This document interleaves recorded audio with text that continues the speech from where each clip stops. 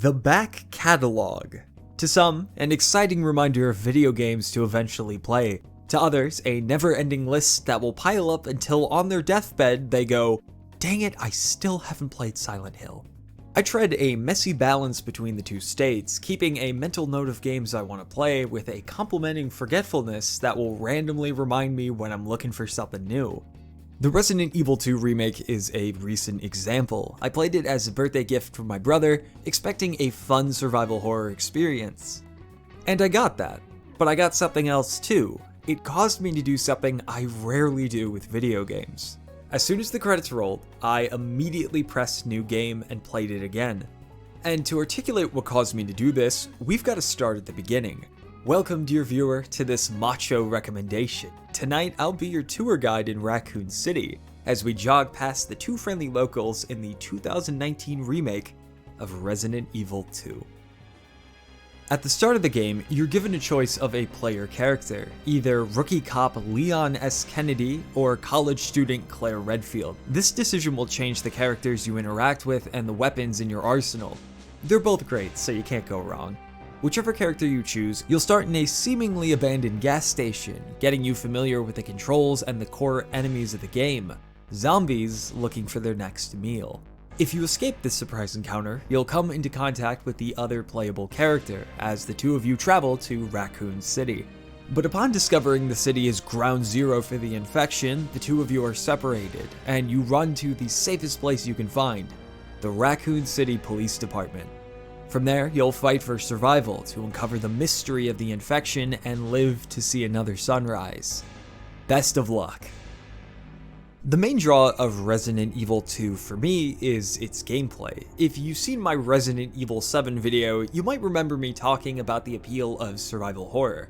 That initial feeling of powerlessness and terror is created through its mechanics to make you feel lesser than the foes you come across, giving a solid hook for investment and satisfaction when you reverse that power dynamic. I still stand by that statement, but what is so cool about the game is how it expands on that premise with more mechanics and interesting choices. One of these new mechanics is sub-weapons. You'll find stuff like knives, flash, and regular grenades that can be used to attack enemies. Pretty straightforward stuff. But if an enemy attacks you from the front, the camera zooms in and you have a few moments before the attack. If you have a sub-weapon equipped, you'll see a prompt in that window of time, and if you press the button linked to it, your character will use that sub-weapon to escape from an enemy grab. This can even work with a knife, but if used, it will be stuck in the enemy, and you'll have to kill them to get it back. This can only be done about 2 times before it breaks. There have been times where I was running from a group of enemies, I would use my knife to escape a grapple, and because I didn't want to get caught by the others, I would leave my knife in their chest and book it. The sub-weapon system adds another layer to combat, and I really dig that. It makes me weigh options in the moment, such as if I should escape a grab since I'm at low health, or take the hit and save my grenade for later. And besides combat, this mixes in with exploration, looking around the highly detailed setting for resources to help with combat or key items to progress. The resource management in this game is fantastic. Each item takes up squares in your inventory, and you only have a finite amount of space, which can be upgraded by finding hip pouches. Item management may sound annoying, but it makes you consider taking what you need. Such as, if you find a key item, will you take it now if it means dropping recovery items to heal, or dropping gunpowder that can craft ammo, or even dropping a sub-weapon which can save your life if grabbed. Or drop that stuff off in your storage box and come back for it, but that risks being attacked. It's decisions like these that make something so minor as checking your inventory genuinely thrilling and tense. On top of both the combat and inventory management, there's another aspect that makes the gameplay really interesting. That's the reoccurring antagonist, Mr. X. If you've heard anything about the game, it's probably about him. This hulking and well-dressed entity has one job: to ensure no one leaves Raccoon City alive. And what makes Mr. X such a threat is once you encounter him, he'll start hunting you down. Besides worrying about the normal infected, you now have Mr. X wandering the halls. His footsteps can be heard throughout the police station, and you'll be second-guessing when he'll show up and where.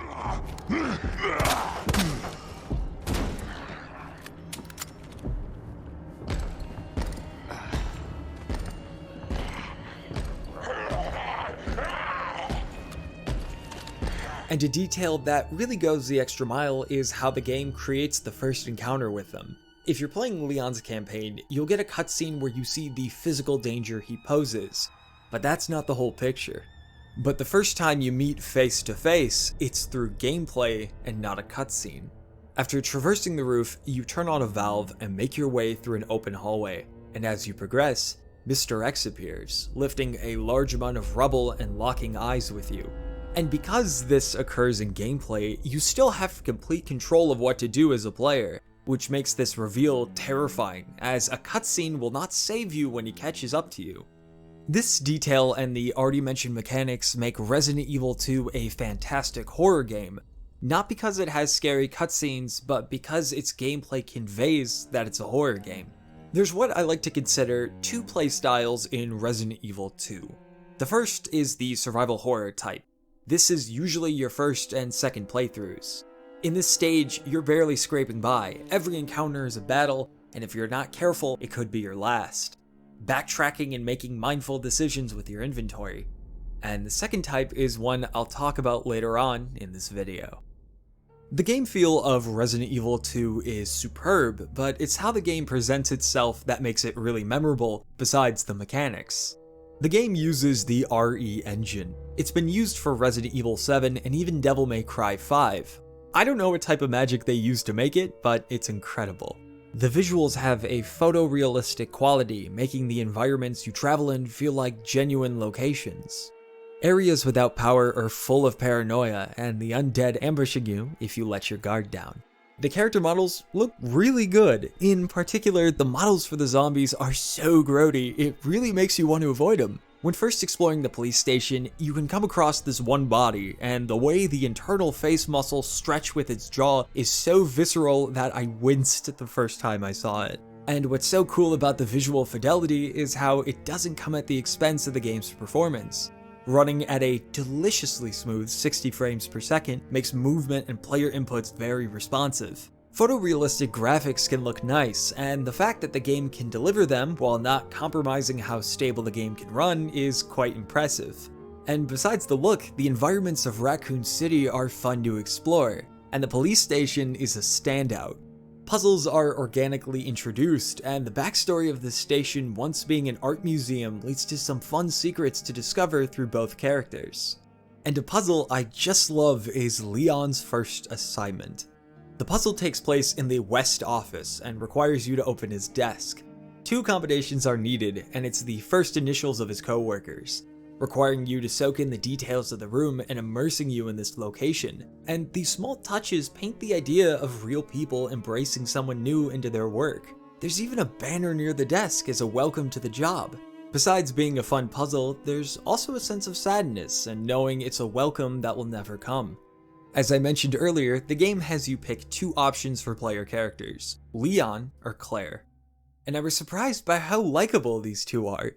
Each is distinct but share an optimism for getting through this nightmarish situation. A lot of that comes down to the voice actors for each character. Stephanie Panicello imbues a warmth to Claire that makes her come across as friendly and cool, highlighting a mental strength that chooses to protect those who cannot protect themselves in the worst circumstances, shown to great effect when interacting with Sherry. And Nick Apostolides adds an earnestness to Leon I can't help but root for. A rookie way out of his depth, but charges headlong into the odds in the hopes that his offense can finish this nightmare, saving as many people as he can, on full display in scenes with Ada, willing to do whatever it takes to see this mission through. And the few moments where these two meet up are some of the best in the game. They have a chemistry that, even if it doesn't turn romantically, it's still entertaining and makes you hope that these two will be friends after an experience like this. But as likable as these two are, they are also just people. People who share an incomplete perspective. Each character comes across a different assortment of personalities, but neither is given the full picture. Take Chief Irons, for example. In Leon's campaign, you meet a journalist locked away with horrendous claims about the guy. This makes Leon skeptical. The chief is his boss, and is seen as quite a giver to Raccoon City. Meanwhile, if you play as Claire, you meet Irons, and the journalist may have been onto something. It makes the game's story fragmented. You get bits and pieces through each character. And if you want the full picture, you have to play as both characters. And it's in playing again that leads me to some critiques about the game. Upon beating the campaign on one character, you can play a second run. It's an alternate scenario where you play as the other character, doing their campaign with a few tweaks, such as Mr. X making an earlier appearance, more enemies, and some puzzles will have different solutions. Now, as an alternate way of playing the game, that's pretty cool. But my problem is how it breaks the realism and consistency of the game, because your run starts at the point where your character and the others meet outside the police station about 30 minutes into the first playthrough. Throughout the second run, you'll encounter letters left by the other character warning you to get out of here ASAP, confirming that they're doing what you did previously. And these 2 points combine into my problem. If they've already been through the game and solved the necessary puzzles, why do you still have to do them? Why does the second character still need to unlock doors with the spade key to traverse the station? And the one that makes me scratch my head is the goddess statue. Your first objective is to find these statues containing medallions, move the icons into their proper sequence, then place the medals in the goddess statue to advance. On the first playthrough, you'll eventually get through it as the characters leave the medallions in the statue. Yet in the second run, the medallions have mysteriously teleported back into their respective statues, requiring you to solve the same puzzle again, but the sequence is different this time. And another weird change is how you still get the notebook revealing the answers for each statue in the second run, which is weird because the person still holding that notebook is Leon, as that's the character I did my first playthrough with. And there wasn't a scene establishing that he didn't have it anymore. Now, this isn't something that completely breaks the game, but it does damage the realism of the game's setting, and the presentation has done such an excellent job of establishing. A playthrough on second run can be a good time, especially if you want to see the game's real ending, but as a parallel to your first playthrough, as presented, it leaves a lot to be desired. However, after beating the second run, you unlock my favorite part of the game, an extra mode that had me psyched to play it the moment I saw gameplay. And that is the fourth survivor. Spoilers for Resident Evil 2's plot in 3, 2, 1.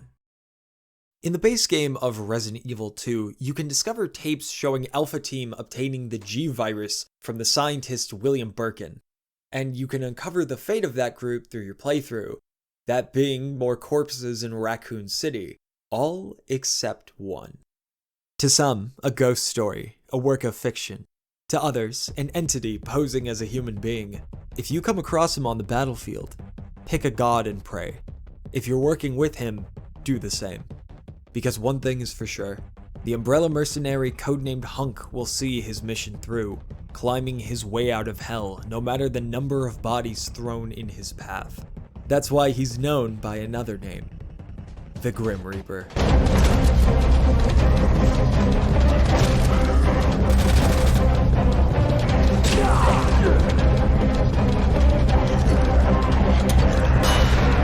In the fourth survivor, your aim is to get Hunk to extraction from the sewers to the entrance of the police department.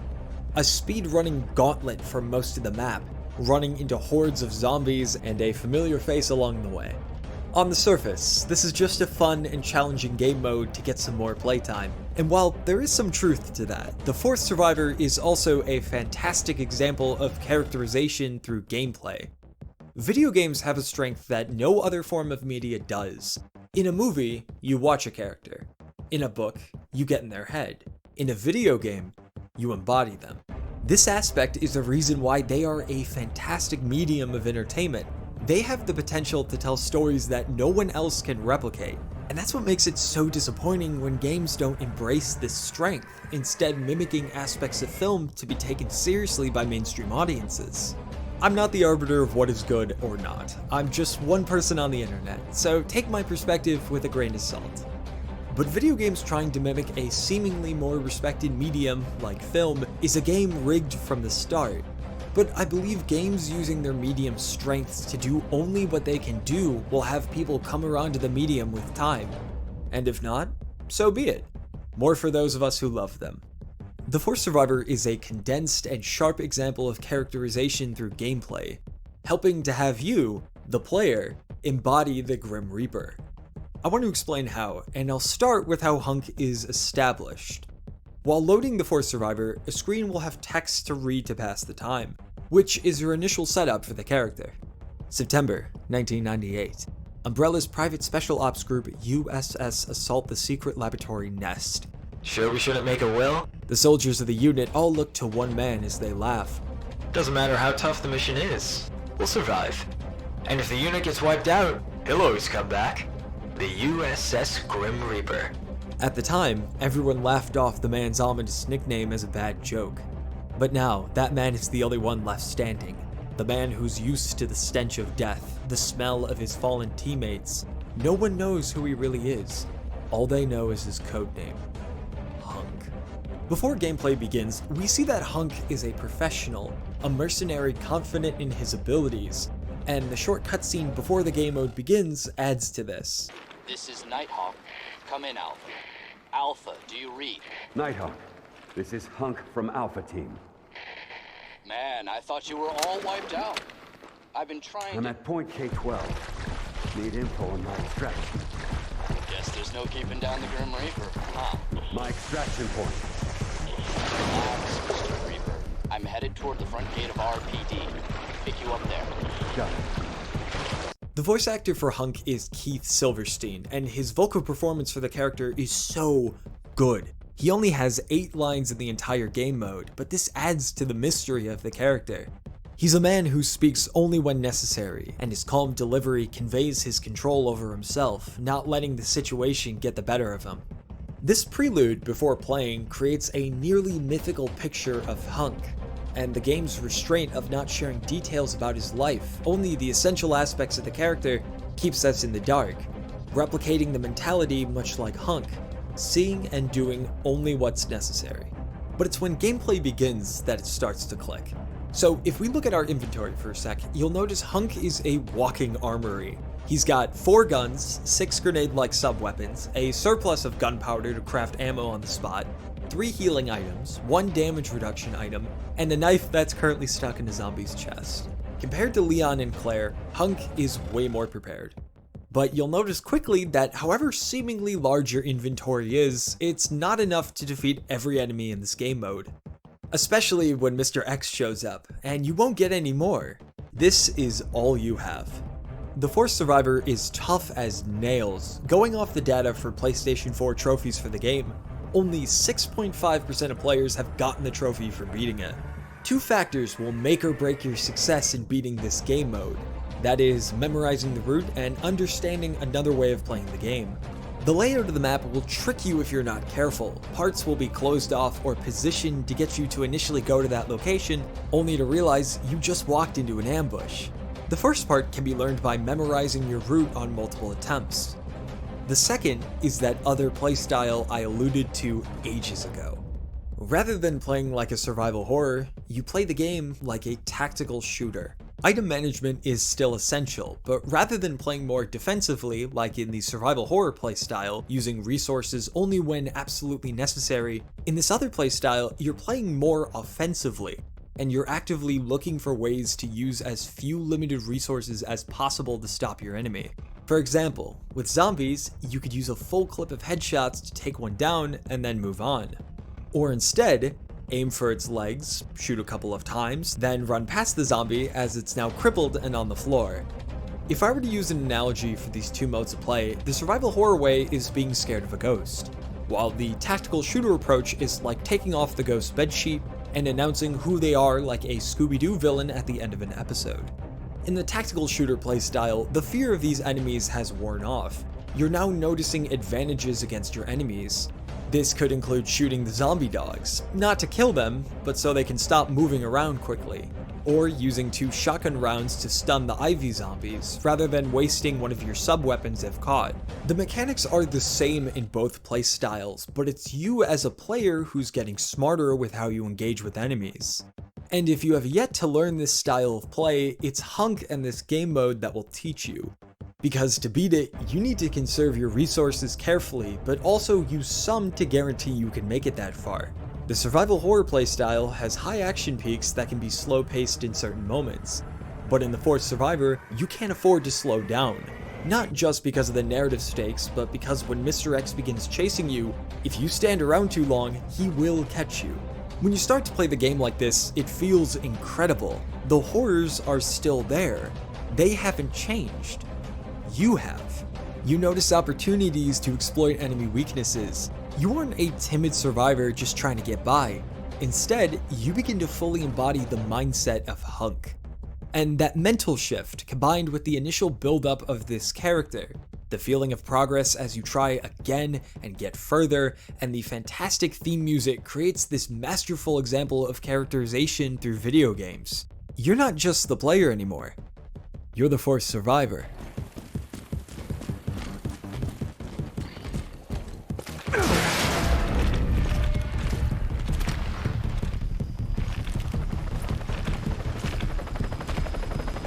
Why'd you come back? I wanted to meet the Grim Reaper. When you beat the Fourth Survivor or give it an honest attempt, you get an in-game reward, but you also get something better. You understand playing the game differently, and it gets you to start thinking, wait, what if I played the entire game like this? So you start going through the game, and it feels like a different experience. And because you've already played it before, you're probably going to go through it way faster. On my first playthrough with Leon, it took me about 10 hours to beat the game. On my next, I did it in under 3 hours and 30 minutes. For this recorded playthrough on assisted difficulty with a few extra challenges for achievements, I did it in about 2 hours and 20 minutes, and I'm not even a master at this game. There are costumes and weapons to unlock and an in-game model viewer for completing records and trophies, which are cool. But what makes Resident Evil 2 so replayable is that it's an enjoyable video game that allows mastery without a significant time commitment to get there. But if you want to prove you're a force to be reckoned with, there is always that game mode. This is Nighthawk. Come in, Alpha. Alpha, do you read?